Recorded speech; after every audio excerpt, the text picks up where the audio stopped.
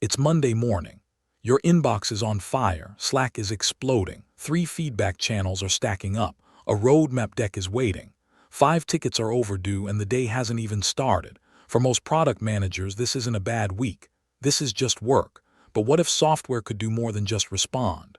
What if it could take a goal, figure out the steps, use the right tools, and actually finish the work for you? That's not a chatbot.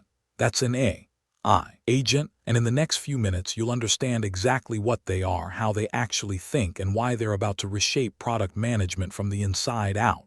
Let's start with the real problem. The pain isn't volume, it's fragmentation. Your context lives in 7 different tools, feedback in one place, tickets in another, specs in a third, customer calls in a fourth. Most of your day is spent moving information between systems, not making decisions with it. Now here's where people get confused. They hear AI and think chatbot, but chatbots, workflows, and agents are 3 completely different things. A chatbot responds, you ask, it answers, end of story. A workflow follows fixed rules. If this happens, do that. Step 1, step 2, step 3. It can't think. It can't adapt. An AI agent is different. Give it a goal and it will reason through the problem, plan the steps, pick the right tools, take action, check the result, adjust if something goes wrong, and keep going until the job is done. Respond, follow, or actually finish. That's the difference. So how does an agent actually work? Underneath every real agent are 5 building blocks. A reasoning brain, a large language model that interprets the goal and decides what to do next.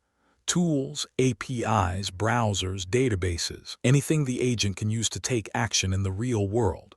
Memory, short-term context to stay on track, long-term memory to learn from past tasks. An action layer that actually executes the chosen step. An observation, the ability to read back what happened and understand whether it worked. Plug those 5 things together and you don't just have a model anymore. You have a worker. Now here is the heart of it, the agentic loop. It begins with a goal. The agent thinks, it plans, it acts, it observes the outcome, and then, and this is the part that changes everything, it adapts.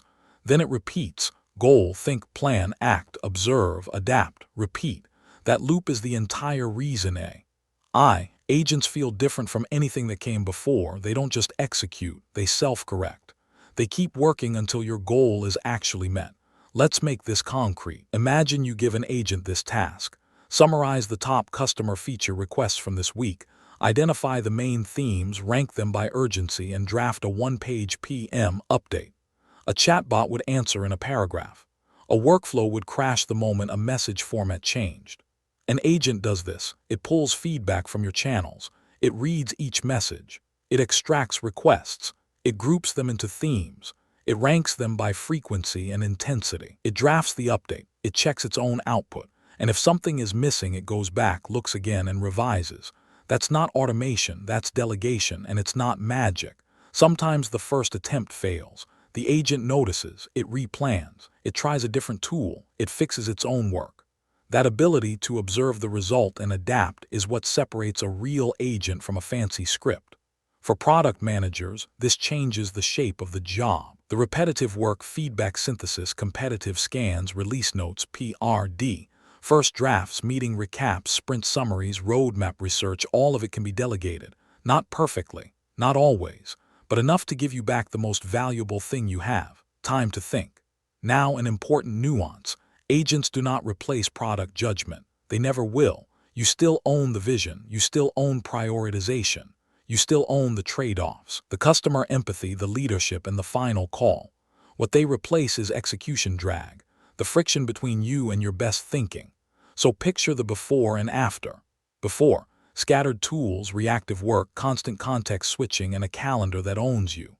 After, synthesized inputs, clearer priorities, faster decisions, and time for the work only you can do, talking to customers, shaping strategy, leading your team. This isn't a productivity hack. It's a shift in how knowledge work gets done. From passive tools that wait for instructions to active collaborators that pursue goals. In the next episode, we'll go one level deeper. Single-agent systems, multi-agent systems, specialized teams of agents working together, one researching, one writing, one reviewing, one shipping. The future isn't one agent, it's a team of them. So here's the question I want you to sit with.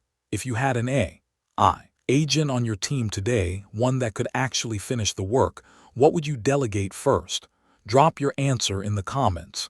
Subscribe for the next episode, and I'll see you there.